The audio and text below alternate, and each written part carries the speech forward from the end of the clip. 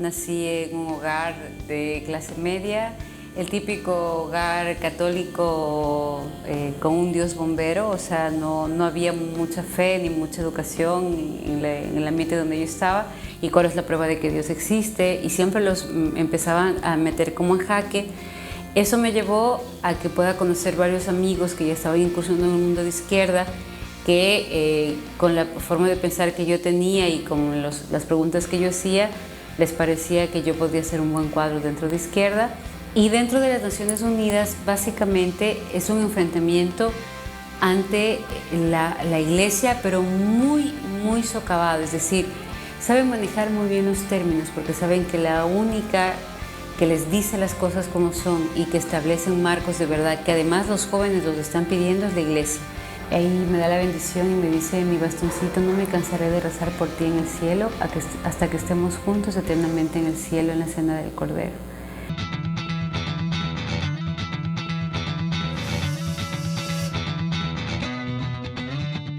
Amigos, ¿qué tal? Continuamos con la entrevista que teníamos con Amparo.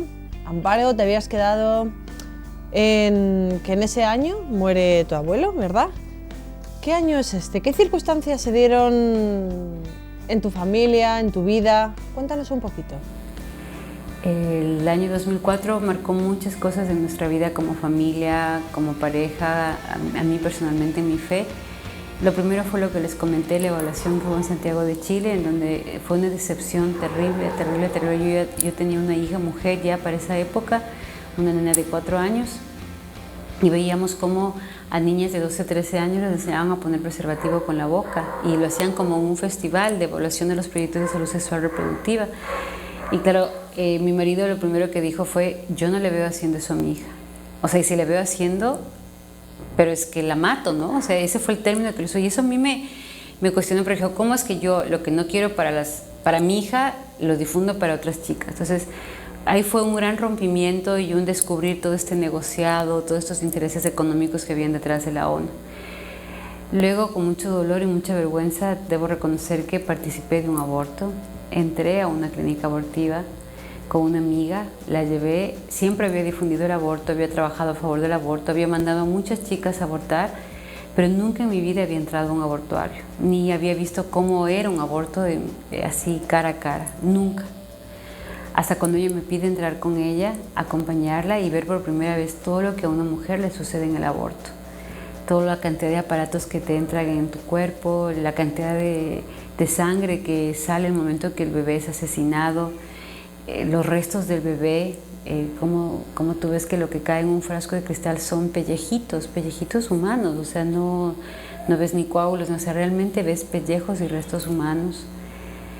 Y ver de una manera escalofriante cómo el médico, el tipo se levanta, coge la botella con los restos del bebé, levanta la tapa del baño, bota todos los desechos del bebé y jala la cadena con la frialdad más grande del mundo. Entonces todo eso a mí realmente, por un lado, me indignó mucho como mujer, pero también me cuestionó de lo que realmente era el aborto. O sea, nadie me había dicho que eso era el aborto ni que eso era lo que le pasaba a la mujer.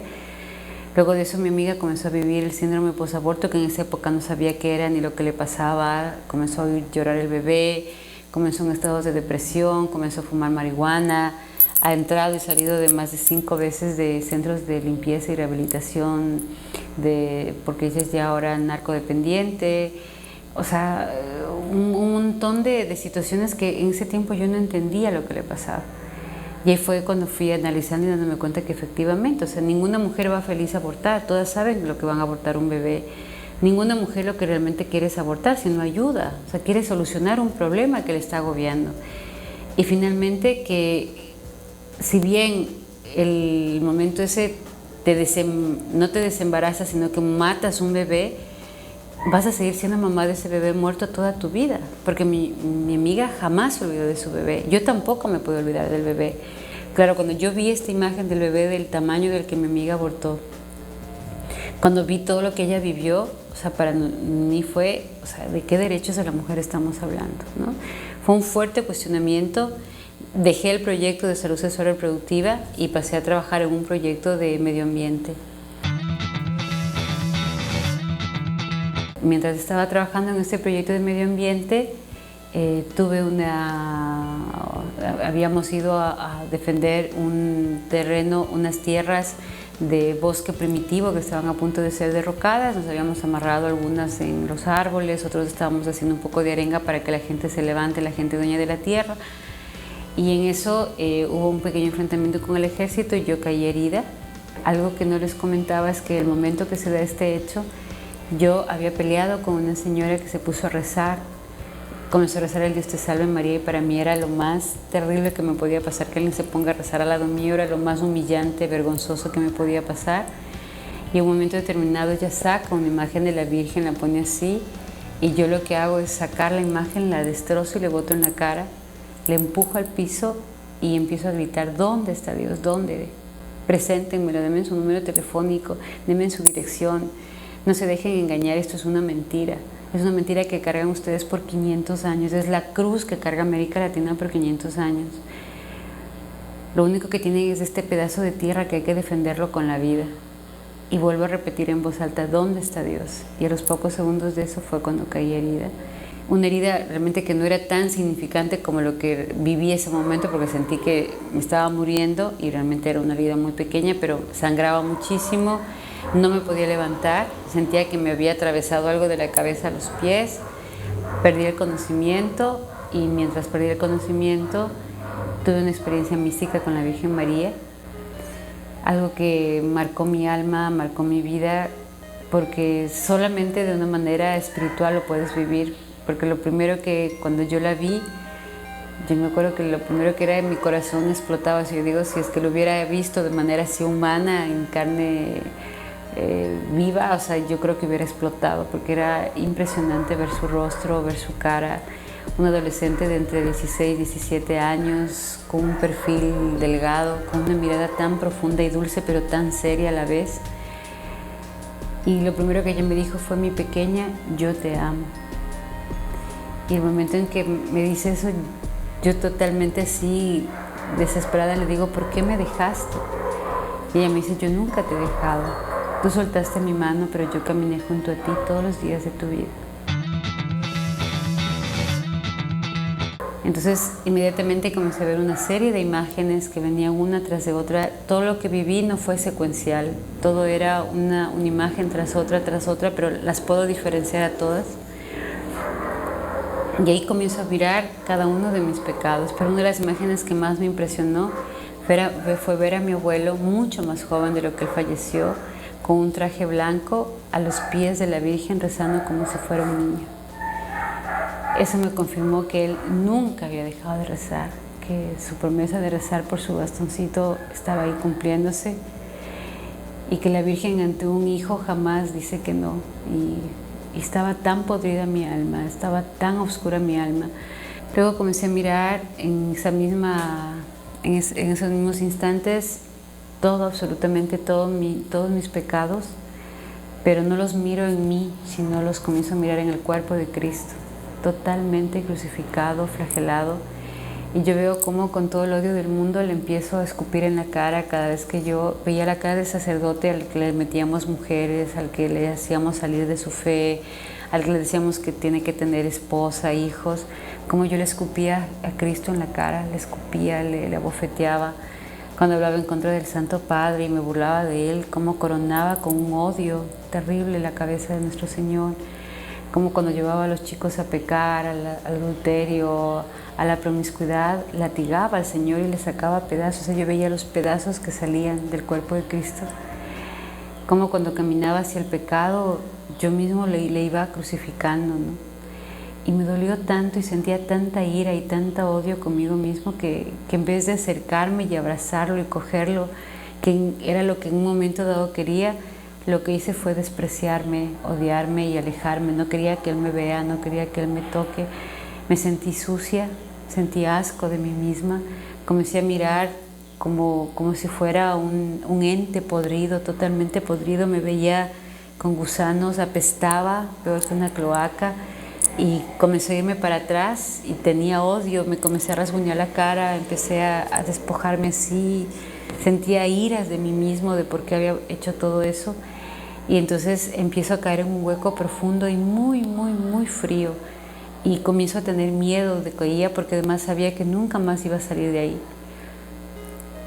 Cuando alzo la mirada, le veo a mi abuelo y me acuerdo de una frase que mi abuelo decía: Señor, que me alcance tu misericordia antes que tu justicia. No hay nada más grande que la misericordia de Dios. Y entonces comienzo a gritar: perdón, Señor, perdón, perdón, ten misericordia de mí. Y comienzo a llorar desesperadamente pidiendo perdón por cada uno de mis pecados.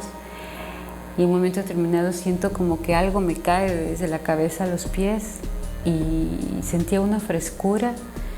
Y en el momento que abro los ojos me encuentro totalmente ensangrentada y frente a un pedazo de madera. En el momento que alzo a ver, veo los pies de Jesús y veía la sangre que caía totalmente. Entonces cuando alzo a ver, cae la última gota de sangre así. Y tenía miedo de mirar a los ojos porque esperaba que me hable, que me insulte, que me diga que por qué yo lo había hecho. Yo no oí la voz del Señor, nunca la oí, pero lo que sí pude mirar fue una mirada de amor tan profunda que para mí fue decirme: estoy aquí por ti, porque te amo. Y no hay nada que hagas para que te ame más o menos. Y la verdad es que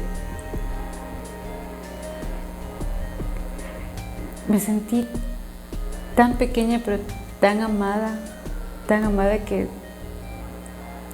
hoy, cuando pasan muchas cosas, cuando vienen los problemas, hay dos cosas que me mueven a levantarme nuevamente. Una es la voz de la Virgen cuando me dice: mi pequeña, yo te amo.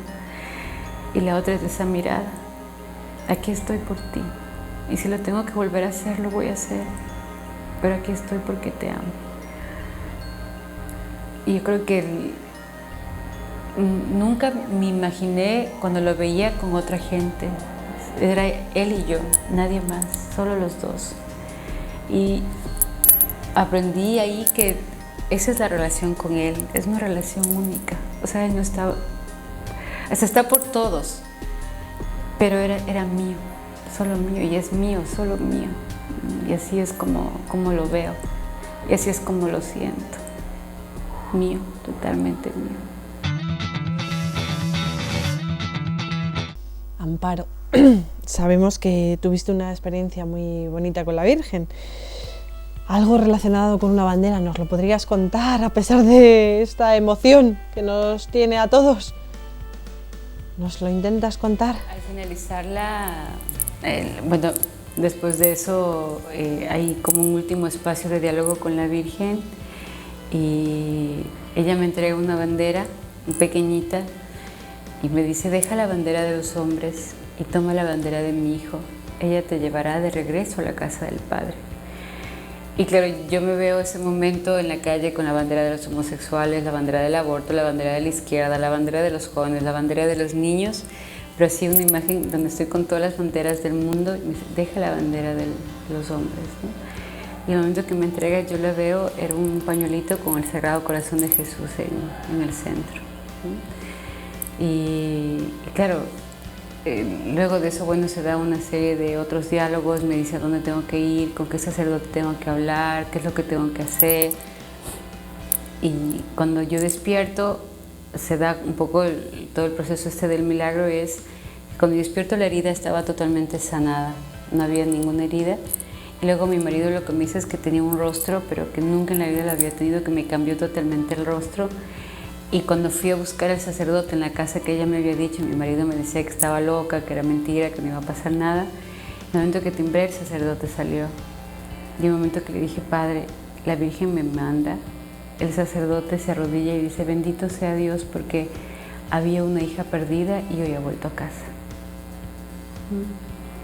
Entonces, a partir de eso, mi vida cambió, mi familia, las actividades que iba haciendo. Y en el 2006, por primera vez en un programa, porque todo esto lo guardaba en secreto, bueno, con mi guía espiritual, con el señor obispo, íbamos creciendo, estudiando, y un día me invitaron a una marcha Provida en Estados Unidos y me conoció Pepe Alonso de WTN.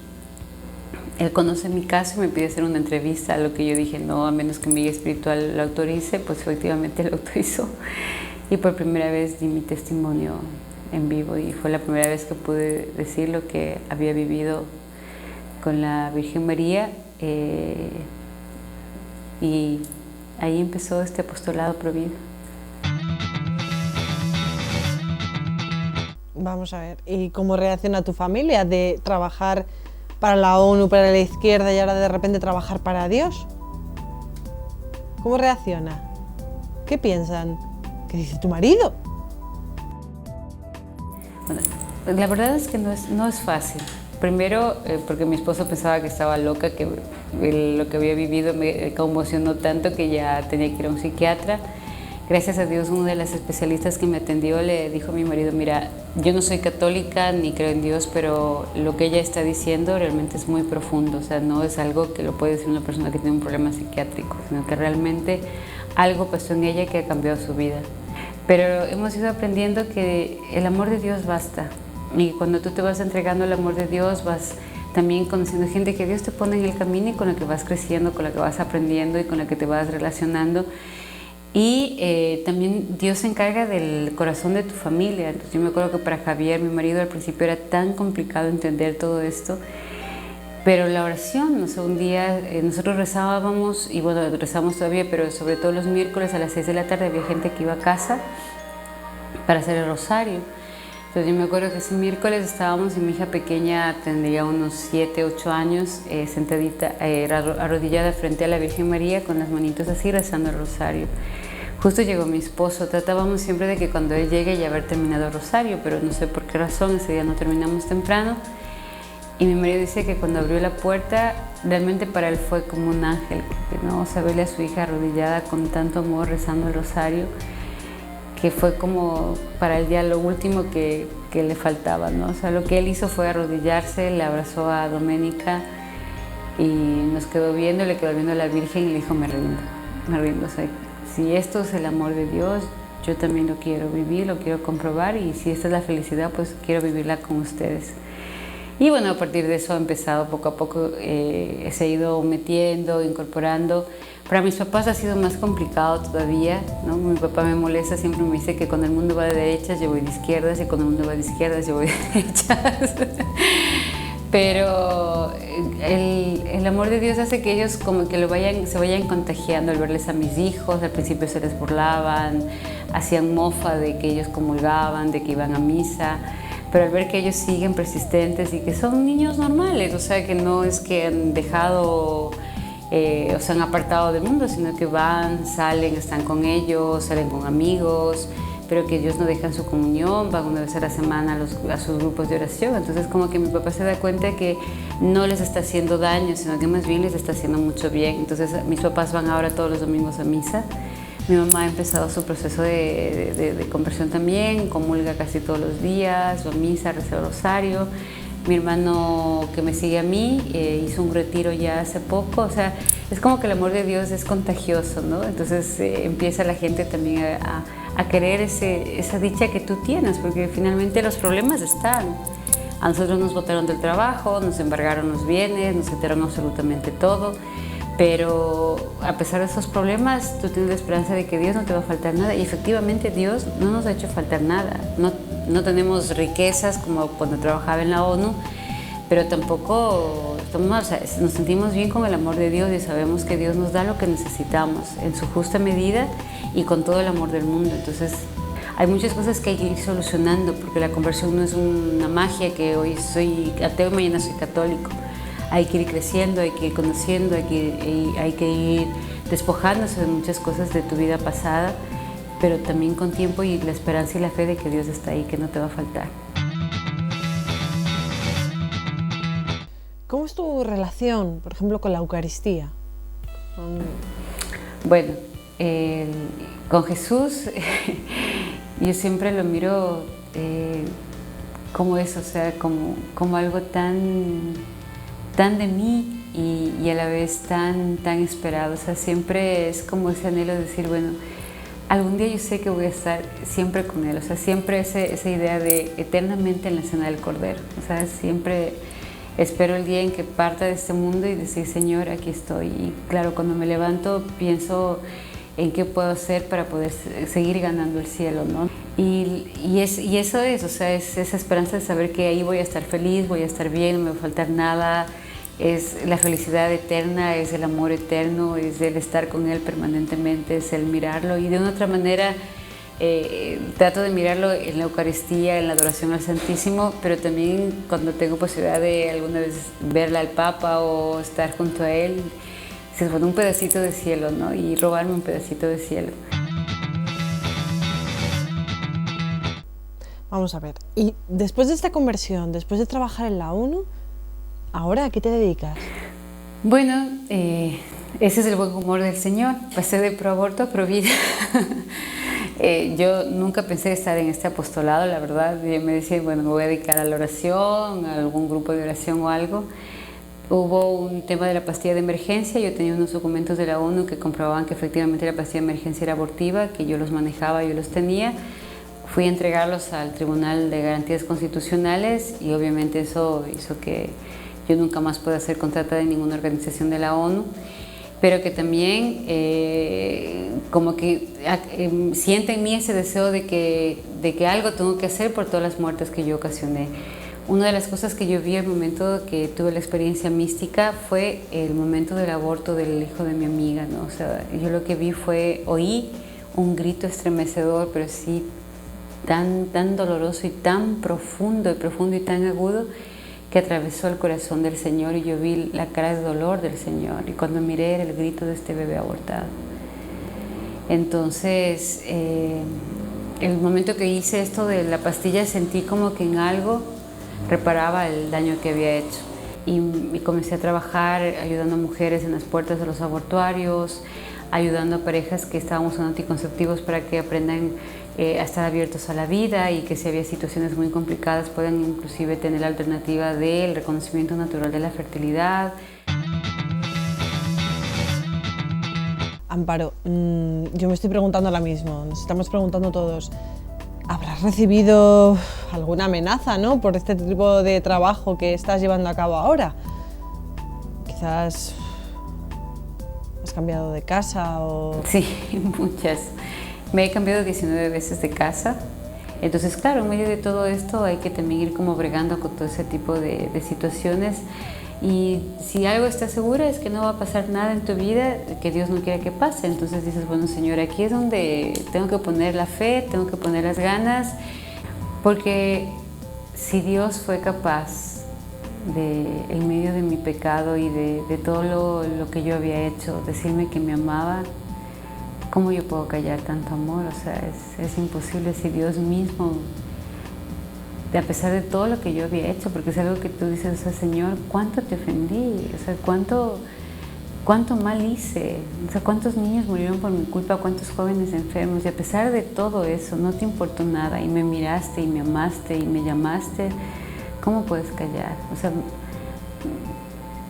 es imposible. Ya. Es imposible callar, es verdad. Para terminar, algo que le quieras decir a aquellos que nos están viendo este testimonio. Quizás una última palabra, un último mensaje. Muchas gracias, Cristina, gracias a todos los que nos han regalado este tiempo de compartir y que todo lo que hagamos sea para la mayor gloria de Dios. Sobre todo que no nos olvidemos de rezar por aquellos que todavía viven en la oscuridad, porque a todos el Señor nos ha llamado, absolutamente a todos. Eso es cierto, absolutamente a todos.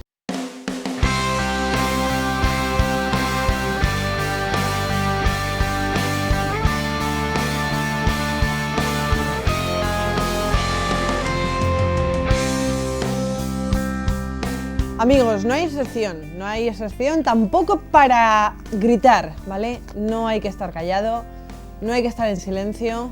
¿Sentimos la fuerza de Dios? Pues lo expresamos. ¿Sentimos el amor de la Virgen en nuestros corazones? Pues lo expresamos. Hay que quitarse la vergüenza, hay que quitarse las rojeces, hay que quitarse todas esas bobadas que a veces nos invaden. Hay que gritar, amo a Dios, amo a la Virgen y me encanta ser católico. Hasta la próxima, amigos. Hasta luego, familia. Hasta luego. Gracias.